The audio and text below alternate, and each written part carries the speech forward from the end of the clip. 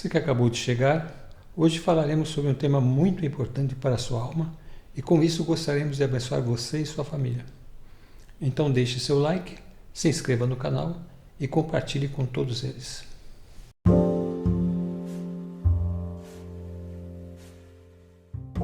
Bem-vindos a mais um podcast Ciência da Alma.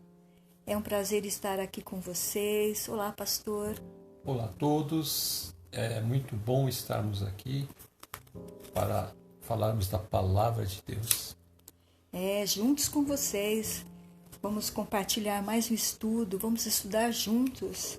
Nosso texto continua aí no livro de Lucas, capítulo 5, dos versículos 17 ao 26.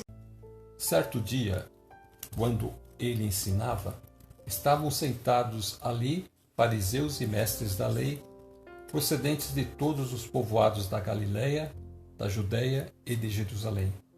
E o poder do Senhor estava com ele para curar os doentes. Vieram alguns homens trazendo um paralítico numa maca e tentaram fazê-lo entrar na casa para colocá-lo diante de Jesus.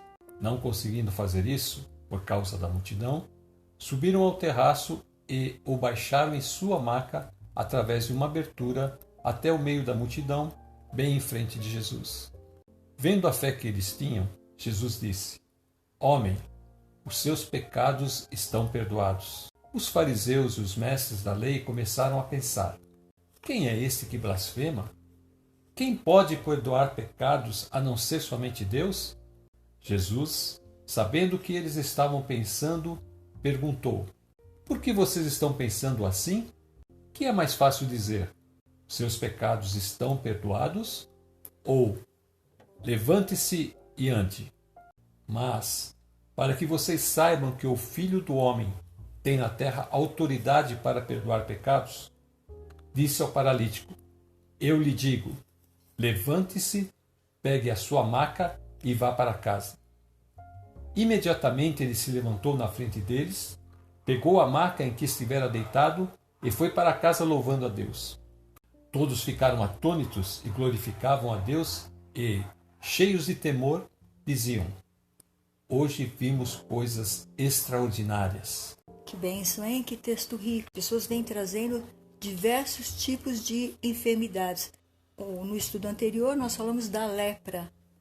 Agora aqui nós estamos falando de um homem que está numa maca, totalmente paralítico. E esses amigos o levaram ali.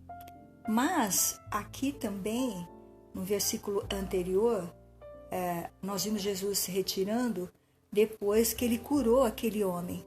Houve tanta gente atrás de Jesus por causa daquele milagre que Jesus não podia aparecer publicamente. Ele ficou um período afastado. E aí, quando a poeira baixou, ele pôde voltar ali novamente à casa de Pedro, porque aí ele está na casa de Pedro, está ali ensinando. A casa de Pedro passou a ser a residência dele. Ele estava ensinando e ele recebe ali estavam mestres, fariseus de diversos povoados da Galileia, da Judeia e de Jerusalém.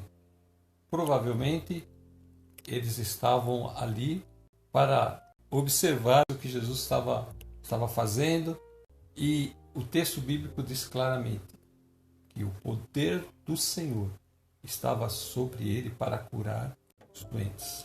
Esse poder do Espírito acompanha Jesus desde que ele sai para fazer o seu ministério, né? O que eu acho interessante é que eles não conseguiam entrar na casa. A multidão era tão grande, que para eles passarem, eram 4 amigos, para eles passarem com esta maca, eles não iam conseguir entrar de jeito algum nessa casa. E eles descobriram o meio aí, né, pastor? Por cima do telhado. Eles só encontraram uma maneira, que no verso 19, eles subiram ao terraço, ou seja, no teto da casa, ali que Jesus estava, fizeram uma abertura naquele teto. Essa abertura eles passaram, né? Eles baixaram a maca daquele homem na frente de Jesus. Não tinha nem condição quase de respirar de tanta gente que tinha o local, dentro da casa e fora da casa. As pessoas estavam ali, abarrotaram aquele ambiente. Jesus provavelmente estava ali apertado por todos eles e ensinando ali dessa maneira, quando de repente acontece esse fato. Parou todo mundo, né, pastor, para ver essa maca descer. Uma maca desce e o próprio Jesus, então, para o seu ensino, quando vê aquilo. Glória E uma a coisa Deus. importante, ele vê fé naquelas pessoas. Jesus vê fé. Nos amigos, né? Eles não mediram esforços para levar aquela pessoa à presença de Jesus. Eles estavam crendo que se eles levassem aquela pessoa à presença de Jesus, ele seria curado. E como Jesus viu a fé que eles tinham, Jesus falou: homem, os seus pecados estão perdoados. Aí ele tocou num ponto que os fariseus já E os mestres da lei já começaram a pensar: começaram a pensar. E o que eles pensam? ué, quem pode perdoar pecados? Se não Deus. O que ele está fazendo? Esse cara é Deus? Então, Ele está se passando por Deus? ele está se fazendo de Deus. Eles estão pensando. Eles não estão falando, eles estão pensando. Eles estão pensando. E no verso 22 fala: Jesus já vai revelar o pensamento Jesus deles. sabendo o que eles estavam pensando. Como Jesus pode saber o que eles estavam pensando? A onisciência, né? É um dos atributos dele, da sua divindade. Ali ele está em forma de homem, mas ele não abriu mão de todos os atributos da divindade. E ele sabe então o que eles estavam pensando. E ele fala. E ele pergunta: por que vocês estão pensando assim? É uma pergunta direta. Eles devem ter ficado estranhos. Eu acho que. Como assim? O que ele está querendo dizer? Nós- Não estou pensando nada. A gente não está pensando nada, Jesus. Nós Jesus estamos... sonda os corações. Ninguém consegue Deus esconder sonda os nada de corações. Jesus. Faz outra pergunta. O que é mais fácil dizer? Os seus pecados estão perdoados ou levante-se e ande? Ele coloca duas coisas Duas questões. ali juntas: pecados e cura. O que é mais fácil? Eu falar para ele Perdoar os que pecados? os seus pecados estão perdoados ou eu curá-lo? O mais fácil seria falar perdoar os pecados, né? Porque não é uma coisa palpável. Não é uma coisa que você pode... Não é visível. Não dá para você ver se realmente a pessoa está curada. Mas se ele fizer um ato visível, ele vai mostrar Glória a Deus. a sua autoridade e todo o seu poder quando ele diz: mas para que vocês saibam que o Filho do Homem tem na terra autoridade para perdoar pecados, ele se volta àquele homem paralítico e diz: levante-se, pegue a sua maca e vá para casa. Glória a E Deus. o que aconteceu, irmão? Aleluia. Imediatamente ele se levantou na frente deles, pegou a maca em que estivera deitado, ficaram atônitos e glorificavam a Deus, cheios de temor, e diziam: hoje vimos coisas extraordinárias. Quer dizer, eles viram coisas extraordinárias. Entrou ali na vista de todos, carregado por 4 amigos que tiveram que abrir um buraco no teto da casa, né, e trazer a presença de Jesus devido àquela multidão que estava ali espremendo o Senhor. E Jesus comenta isso e essas pessoas não se arrependem. O que mais Jesus podia fazer por elas, pastor? Jesus estava fazendo a pregação, ele estava ensinando. Então, nesse ensino, ele chamava todos ao arrependimento, que a mensagem de Jesus era esta: arrependa-se, pois é chegado o reino de Deus. Então, quando ele está nesse ensino todo, esse fato acontece. Então, eu acredito que ali, depois de ver esse ato, esse milagre, muitos deles creram em Jesus. É claro que muitos também não se manifestaram. Provavelmente esses mestres da lei, esses fariseus, pela dureza do seu coração, como nós já vimos em outros textos, eles não quiseram saber nada do que Jesus estava falando, eles não acreditaram, não creram.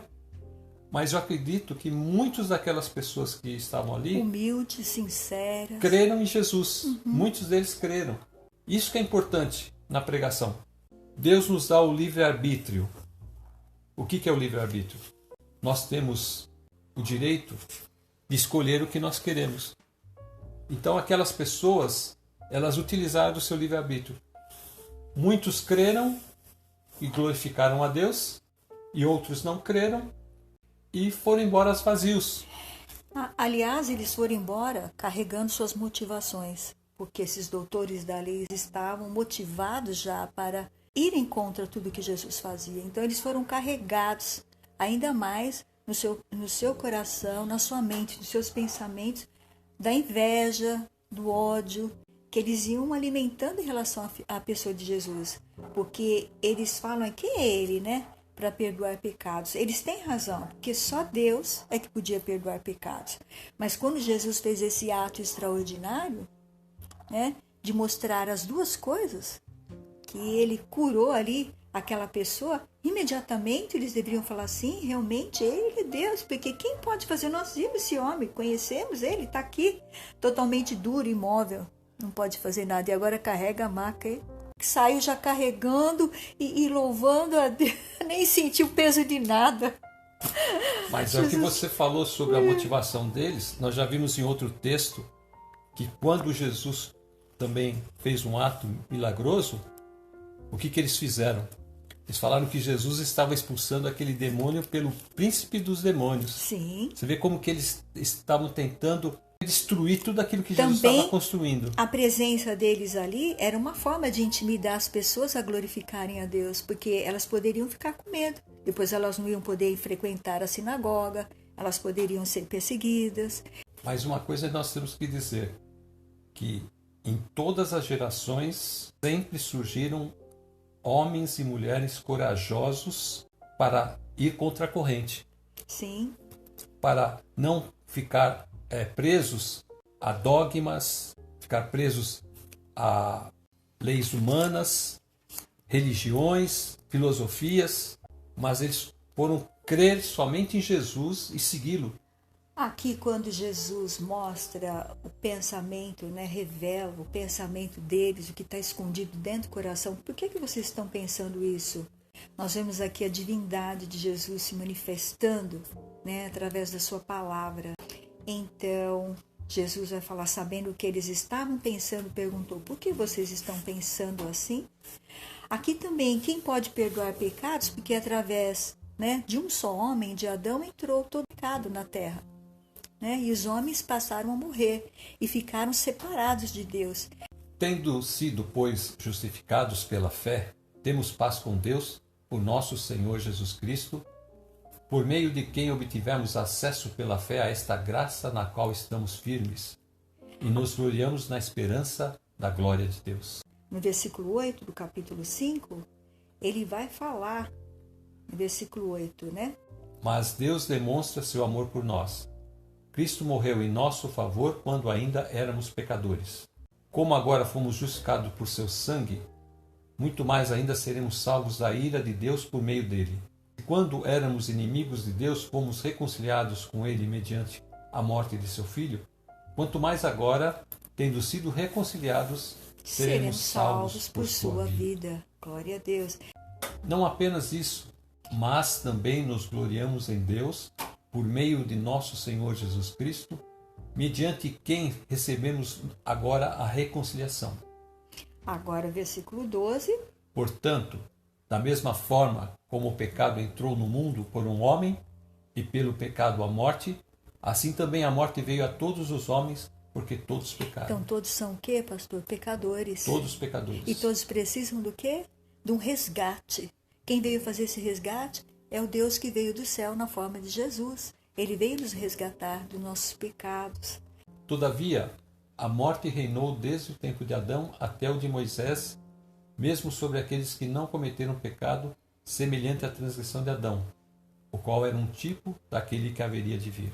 Não há comparação entre a dádiva e a transgressão, pois se muitos morreram por causa da transgressão de um só, muito mais a graça de Deus, isto é, a dádiva pela graça de um só homem, Jesus Cristo, transbordou para muitos. Glória a Deus. Não se pode comparar a dádiva de Deus com a consequência do pecado de um só homem.